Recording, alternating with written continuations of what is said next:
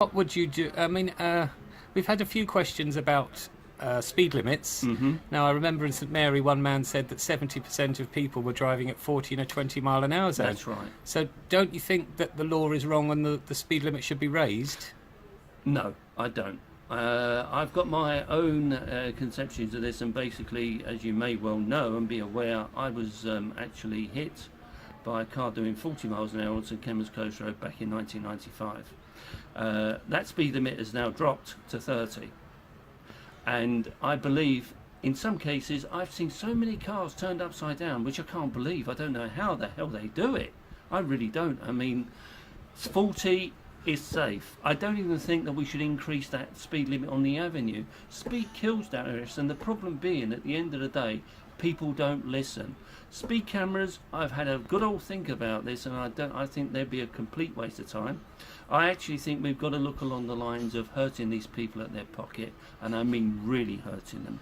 When I say impose fines, I don't mean 100 quid, I mean 1,000 quid, and points on your licence. And you're going to lose your licence if you're going to act stupid, because one of these days you're going to kill somebody, and then you're going to have to live with that for the rest of your life. So, obviously, looking at the state's budget from last year, the results were fairly terrible. The one thing that the states of Jersey did manage to improve on was the amount of fines that they collected people, where it had gone up by almost 100%. Do you not think that that's a stealth taxation? And Darius, put it this way, if somebody breaks the law, they're entitled to be punished.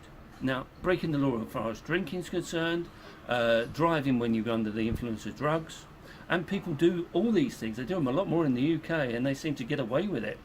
And they get away with sometimes even, God forbid, killing people and then run off somewhere and leave the vehicle and disappear into the wild blue yonder. You have to have discipline.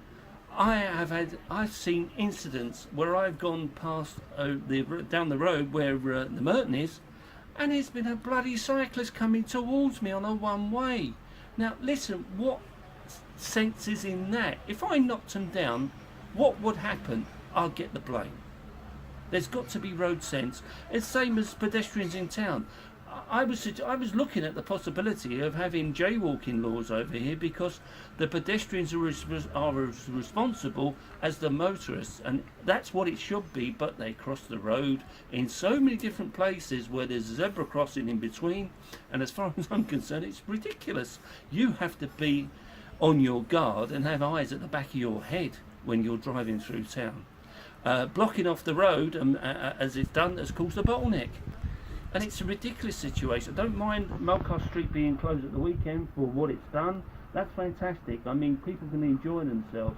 But closing roads down during the week is causing real problems. And do you not see a problem where obviously there is a moral sense of what is right and wrong, and that often doesn't match what the law says? Often the law is set in such a way where they can deliberately collect fines from people for doing normal activities which are not harmful to anybody else. Do you think that's wrong? Do you think that morality should prevail, or that the law as it's written should prevail? It depends on the situation. If you're talking about parking fines, you get a parking ticket because you parked in the wrong place, you can always contest it within the first 7 days.